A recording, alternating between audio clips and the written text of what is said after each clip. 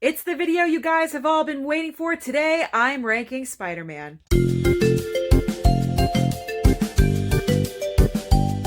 Hey everyone, welcome back to the channel. In tonight's video, I am ranking all 8 of the Spider-Man movies. It's about time. I know you guys have been looking forward to this, but if you are new here on my channel and you like content like this, then definitely hit that red subscribe down below. And this is my own personal ranking, and I know mine is going to differ from yours, so let me know down in the comments, what is your ranking of the Spider-Man movies, the reason why, what is your number 1?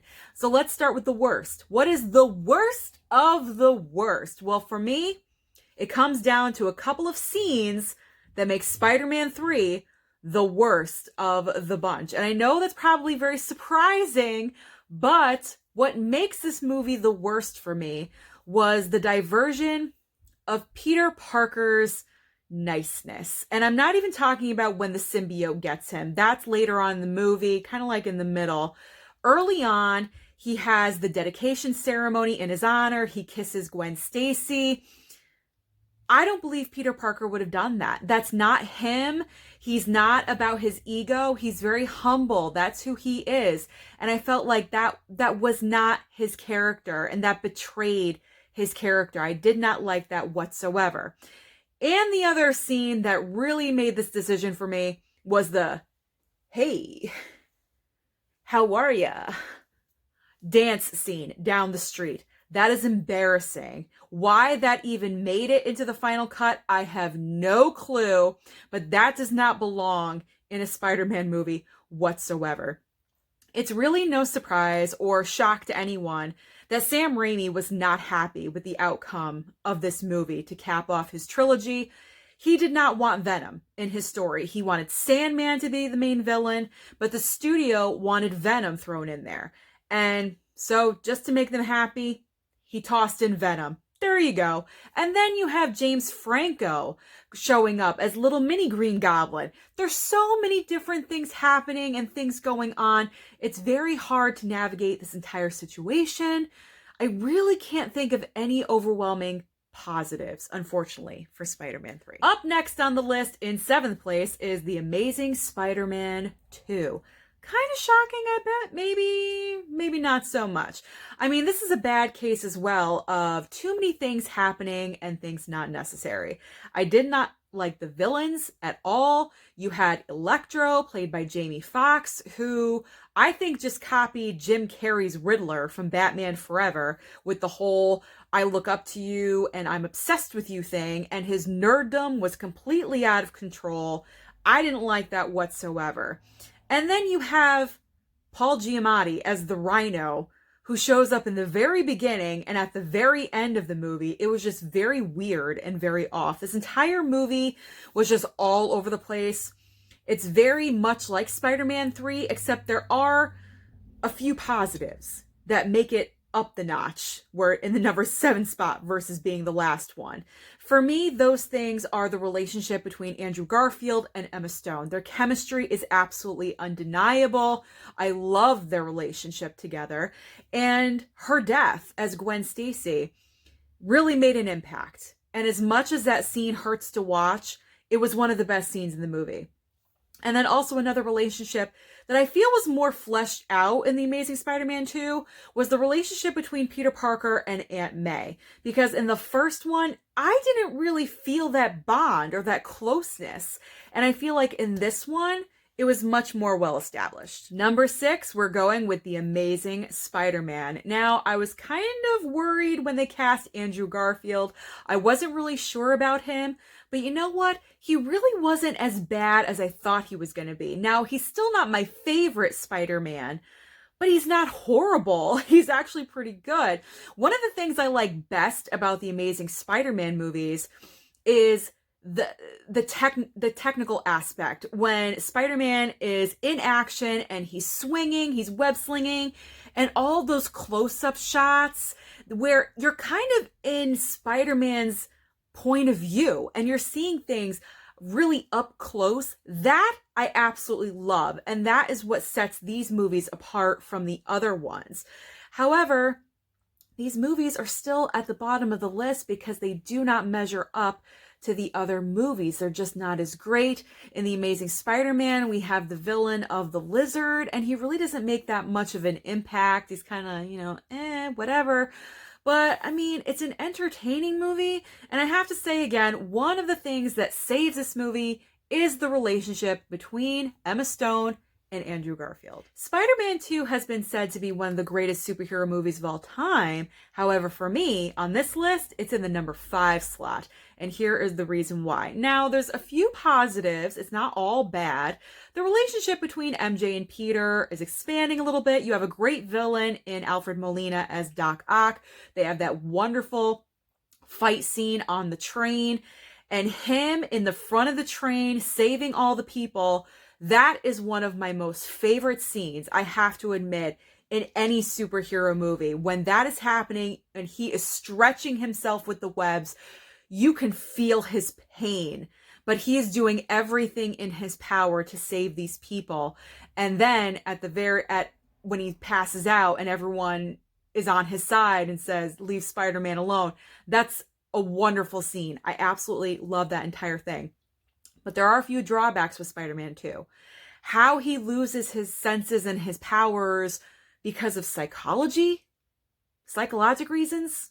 I don't know. I wasn't really feeling that aspect. It wasn't really explained in a thorough way. I did not like that.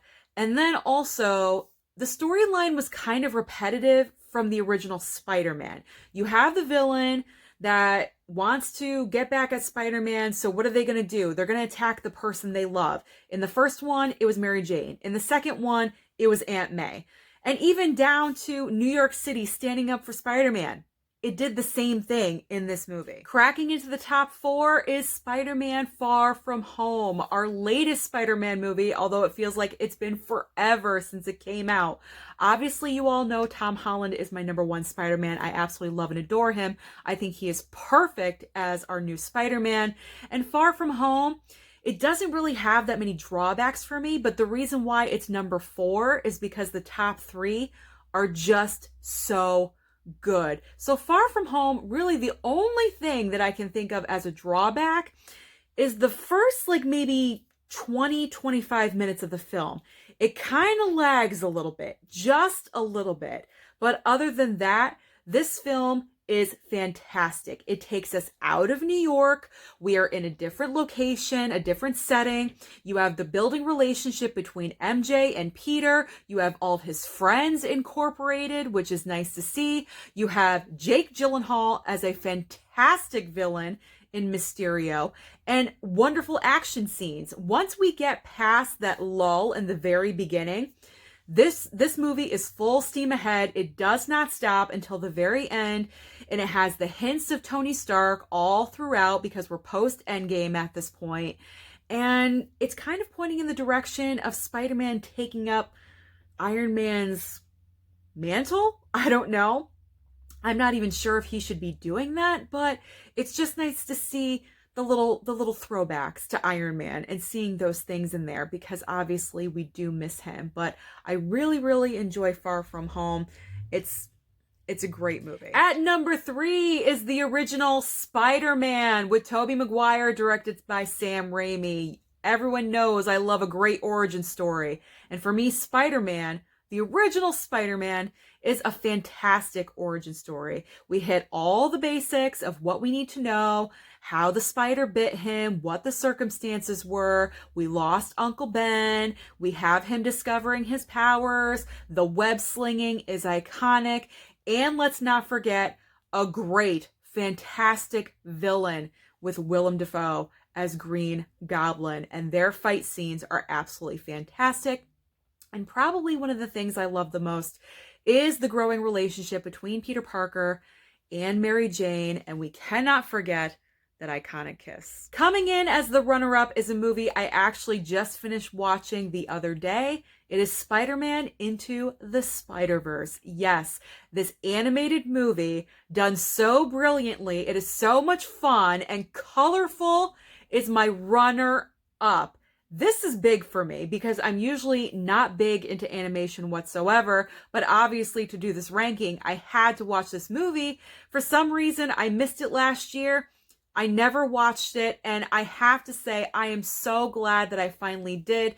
This takes us into where we want Spider-Man to go in the multiverse of madness. This is an animated multiverse with multiple versions of Spider-Man. You have older Spider-Man, you have Spider-Pig, you have Spider-Noir, you have Spider-Woman with Gwen, you have Spider-Gwen, Penny Parker, all of these different Spider-Men throughout history. And then at the core, you have Miles Morales, who just got bit and he's just discovering who he is and how he fits into this world and where he's going in the future. And it's just a wonderful, thrilling, entertaining, good ride that I highly enjoyed. But my number one is Spider-Man Homecoming. I absolutely love and adore this movie. Tom Holland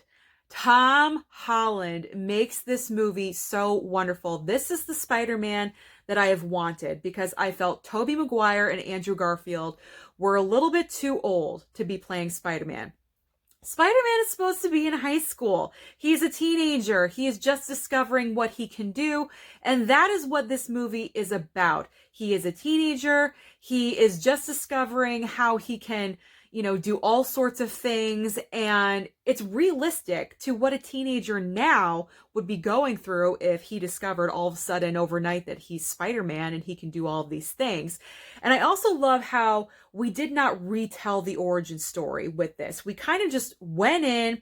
There was a little remark about Aunt May having a loss. There was no big explanation of a Ben Parker or anything like that. It just hit on those points, which I actually enjoyed, because I wanted us to get to the point of this new movie, of this new redo of Spider-Man, because instead of continuing the Amazing Spider-Man franchise, this is what they decided to do over at Sony, incorporate with the MCU to relaunch Spider-Man. So it was nice to go into it fresh, not having to retell. We know the story already. We're familiar with it. We just want to go with it already. And then let's not forget Michael Keaton. Michael Keaton is probably he's the runner-up for best villain in the Spider-Man franchise. Willem Dafoe is number one for me. Michael Keaton is right behind there, though, with Vulture. He's absolutely fantastic. He just gives you chills. He gives you chills because he knows what he's doing is wrong and he doesn't care. He's doing it because he needs to support his family, and you're kind of sympathetic towards that. And then the iconic car ride on the way to the homecoming dance between Spider-Man and the Vulture, them realizing who each other are, and it's so tense. It is so tense. You could feel it. It is one of the best moments that I have ever seen in a Spider-Man film, in a movie ever, actually. It's just so good watching those two actors play off of each other. I think in the special features, Tom Holland actually said he was extremely intimidated by Michael Keaton, and having that reaction was 100% real. He was not faking it whatsoever. I can't really find anything wrong with Spider-Man Homecoming. It's a very rewatchable movie, and this is the reason why it's my number one. And like I said, let me know your ranking down below in the comments. Which is your favorite? Is it Homecoming or is it Spider-Man 3? I don't know. Let me know down below. Don't forget to like and subscribe, and I'll see you next time.